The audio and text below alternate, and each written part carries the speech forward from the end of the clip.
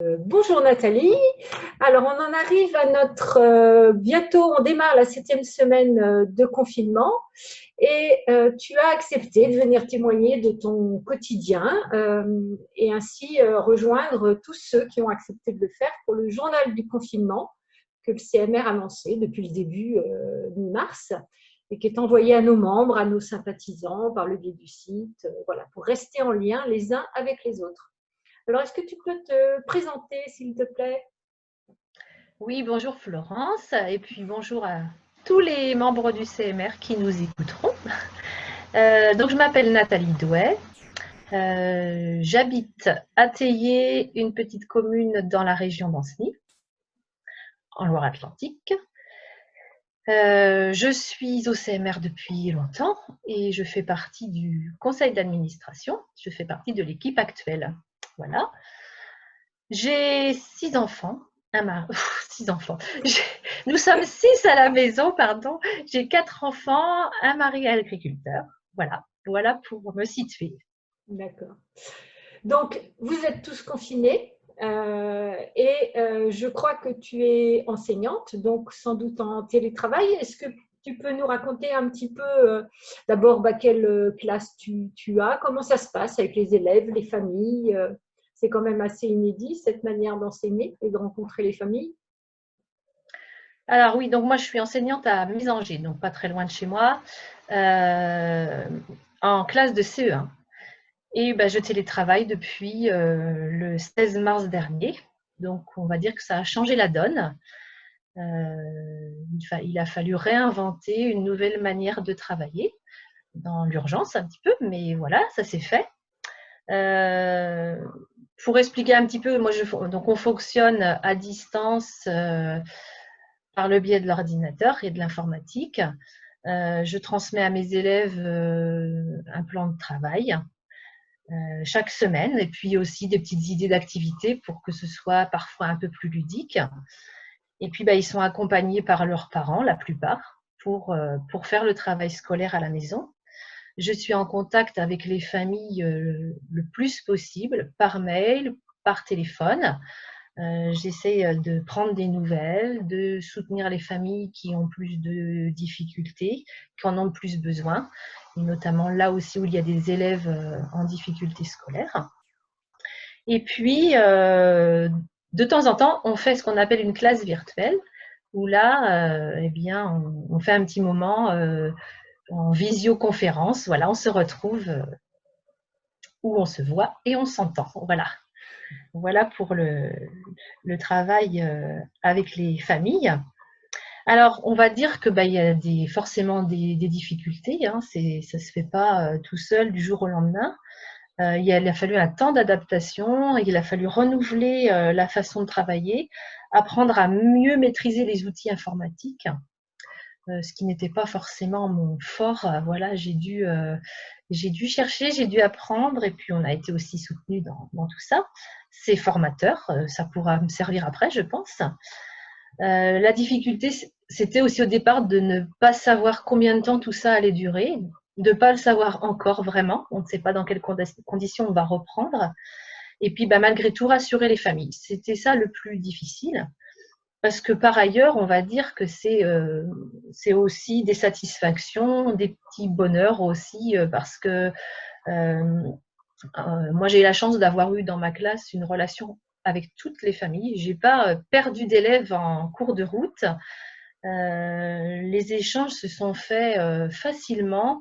Et puis, je pense que tous les parents ont vraiment investi leur rôle d'accompagnateur, d'accompagnant de leurs enfants. Et c'était très important qu'ils puissent me le redire. Et j'ai trouvé qu'il y avait vraiment une énergie de mise de leur part et c'était chouette. Moi, j'ai beaucoup aimé ces échanges. Voilà. Et puis de voir qu'aussi les élèves se sont accrochés et qu'ils ont continué à progresser, voilà, ça m'a apporté de la satisfaction à moi aussi. Et je me suis dit que au final, ce que je leur proposais, comment on adaptait les choses, ça se passait plutôt pas mal. Voilà. Et puis, dans les petites choses sympas, c'est nos classes virtuelles, parce que là, les enfants, on se voit, on s'entend, ils attendent avec beaucoup d'impatience ce moment-là. Pour eux, au début, ils étaient très impressionnés la première fois de tous se retrouver là sur leur écran. Et c'était un petit moment un peu… il y a eu un peu de retenue. Et puis au fur et à mesure qu'on l'a fait, eh bien, ça s'est détendu. Et puis ils apprécient, ils attendent ces moments-là. Et puis, ils m'envoient… Excuse-moi, ils sont en quelle classe? CE1. CE1, voilà, donc c'est des petits de 8 ans. Voilà, ils ont 7-8 ans, voilà, c'est ça. Voilà. Très bien. Donc forcément, ils sont à ce moment-là aussi accompagnés de leurs parents. Donc voilà, c'est un bon moment d'échange. Et puis, ils envoient des photos, ils écrivent des petits textes qu'ils illustrent, ils m'envoient tout ça avec leurs petites histoires vécues et racontent aussi leur confinement. Et voilà, il y a aussi ce côté-là qui est très chouette. Voilà. Voilà pour l'école. Est-ce que tu as un petit peu l'impression justement que l'école est entre parenthèses ou c'est une expérience qui servira à la vie de classe et à l'évolution, à l'apprentissage parce qu'on peut imaginer qu'ils sont un peu entre parenthèses, l'enseignement continue, les apprentissages aussi, mais c'est dans des contextes particuliers. C'est entre parenthèses oui et non, parce qu'il faut quand même continuer à entretenir des choses. Les apprentissages nouveaux sont plus compliqués et je peux pas dire qu'on se resservira de ces techniques-là vraiment pour les apprentissages, parce que ils ont besoin de l'interaction du groupe et de la classe pour apprendre. C'est pas des bonnes conditions d'enseignement, mais je vais dire que pour ma classe, pour mes élèves, dans la manière dont ça s'est passé, c'est le moindre mal, entre guillemets, parce qu'ils ont investi les choses et ils ont eu des parents disponibles pour le faire.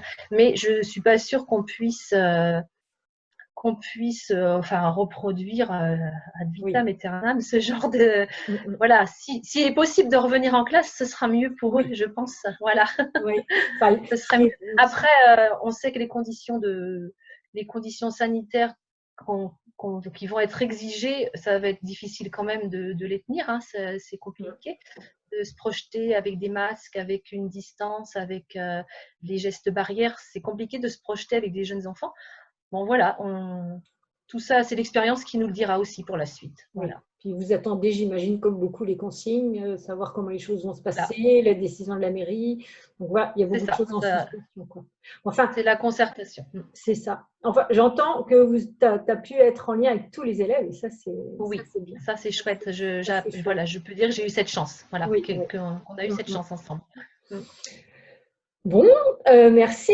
Alors, effectivement, tu es enseignante, mais pas que. Tu es aussi mère de famille.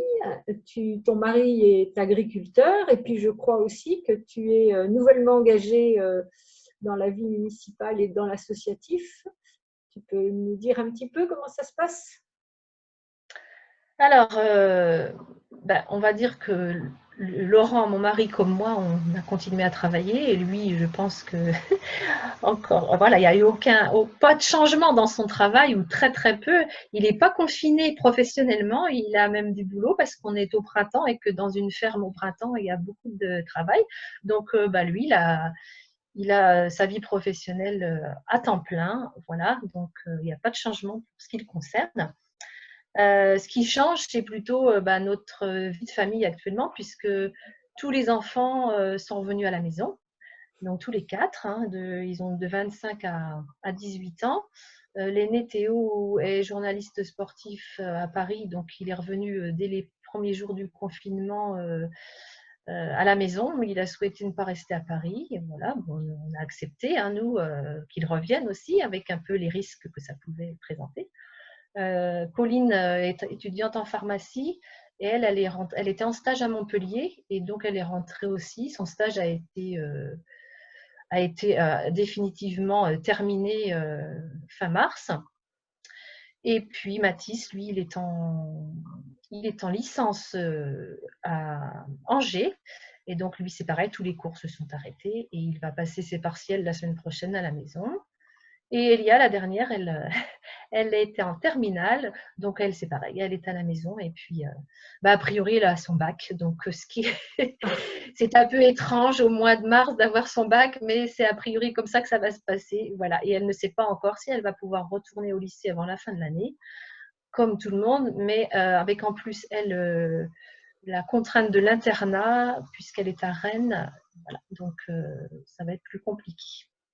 Voilà. Et puis, j'ai oublié de dire que Pauline, elle a retrouvé du travail en pharmacie, donc elle travaille à temps partiel en pharmacie. Elle a cette chance d'avoir pu aussi retrouver un peu de travail. Voilà. Donc, tout le monde à la maison, ça fait 6, ça change la donne. Il a fallu réapprendre à vivre ensemble. Alors, il y a beaucoup de bonheur et puis des coups de gueule, hein, quand même, de temps en temps, il faut le dire. La réorganisation, que chacun trouve sa place et prenne sa place dans les tâches quotidiennes. Voilà, c'était pas tout gagné d'avance. Et puis, il faut que chacun mette un peu la main à la pâte et voilà, pour la cuisine notamment, parce qu'on est 6 presque adultes quand même tous, donc il faut tout le monde mange, donc voilà, ils apprennent un peu à cuisiner parce que tout le monde n'était pas forcément dans cette démarche-là en vivant chacun individuellement dans leurs petits apparts. Donc on cuisine, il y a un peu d'aide à la ferme, un peu d'aide dans le jardin pour les travaux d'entretien. Et puis ils continuent aussi leurs activités respectives. Hein. Ils ont besoin aussi de s'isoler et chacun a besoin un peu de faire son petit truc dans son coin.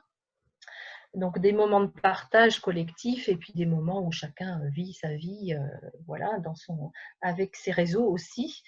On a la chance d'avoir une maison, un terrain, et on peut dire qu'on n'est vraiment pas dans les moins bonnes conditions pour vivre ce confinement. On a l'espace, ils peuvent aller faire du sport dehors, se détendre, bouger. Donc voilà. Et puis, je dirais que voilà, c'est aussi actuellement une chance qu'on soit ensemble, parce qu'à côté de chez nous, dans la maison d'à côté, il y a ma belle-mère, la maman de Laurent, qui est très malade, qui est en fin de vie. Et elle a avec elle sa fille en permanence, mais elle apprécie aussi qu'on soit tous pas loin, de voir une partie de ses petits-enfants au quotidien.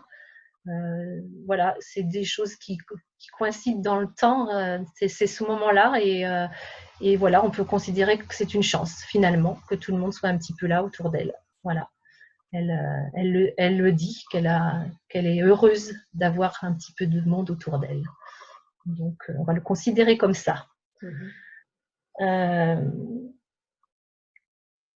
On a aussi besoin des liens avec le reste de la famille, les gens plus loin. Moi, j'ai ma maman aussi qui vit confinée avec sa tante. Donc, j'ai des frères qui sont loin. On n'a pas pu se retrouver depuis longtemps, bien sûr. Donc, on entretient les liens et c'est important à distance. Je dirais même qu'on se parle plus qu'à l'ordinaire parce qu'on organise des petites visios comme ça pour échanger, même pour jouer. Donc voilà, ça a un côté aussi très, très chouette de pouvoir mettre des choses en place nouvelles dans nos relations.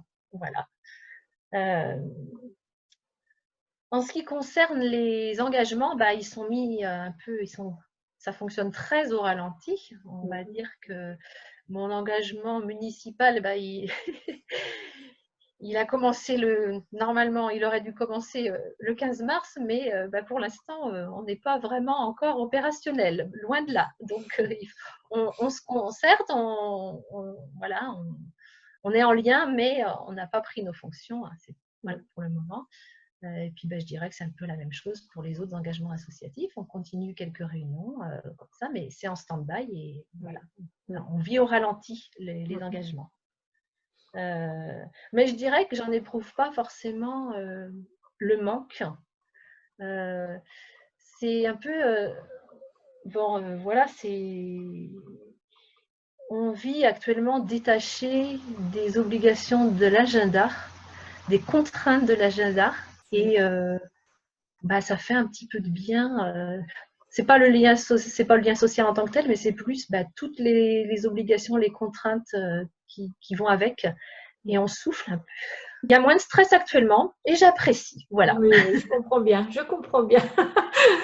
Écoute, je te remercie beaucoup. Et puis, je te souhaite bonne continuation. Je te dis à bientôt, puisqu'on va être appelé quand même à se revoir, Oui, espérant que le déconfinement se passe bien pour tout le monde.